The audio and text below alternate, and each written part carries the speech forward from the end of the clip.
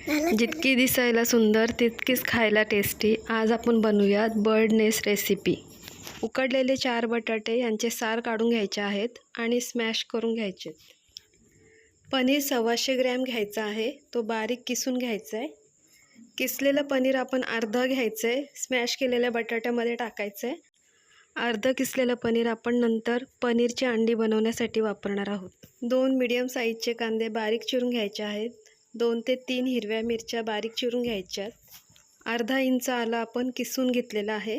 आता यामध्ये आपण 1 टीस्पून आमचूर पावडर टाकणार आहोत, अर्धा टीस्पून ब्लॅक पेपर पावडर, अर्धा टीस्पून हळद, 1 टीस्पून मसाला आणि अर्धा टीस्पून काश्मीरी लाल मिरची पावडर। बारीक चिरलेली कोथिंबीर टाकायची आहे। चवीपुरतं मीठ घ्यायचं आहे।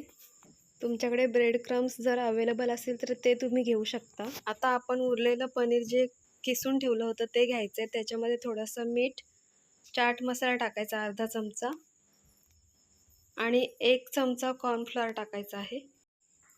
2 टेबलस्पून कॉर्नफ्लॉवर, 4 टेबलस्पून मैदा, लाल मिरची पावडर आणि मीठ।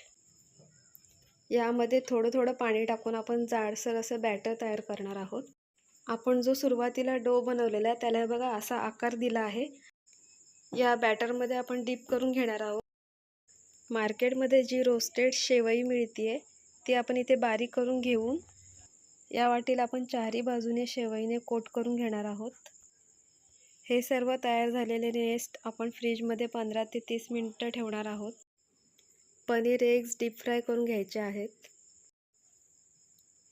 नेस्टसुद्धा आपण आता डीप फ्राय करून घ्यायचे आहेत। हे बघा हळूहळू सगळ्या बाजूने आपण चांगले ब्राऊन करून घेणार आहोत। स्लो मीडियम गॅसवरती आपण हे तळणार आहोत। नेस्ट पूर्णपणे गोल्डन फ्राय झाले की ते बाहेर काढायचे तेलातून। नेस्ट गार्निश करण्यासाठी घेऊयात। हिरवी चटणी, त्याच्यावरती टोमॅटो सॉस आणि पनीर एग्स ठेवून थोडीशी हिरवी कोथिंबीर लावून गार्निश करायचं। झाली ना तयार आपली बर्ड नेस्ट रेसिपी। कशी वाटली कमेंटमध्ये नक्की सांगा आणि आपल्या चॅनलला लाईक करा, सबस्क्राईब करा। थँक्यू।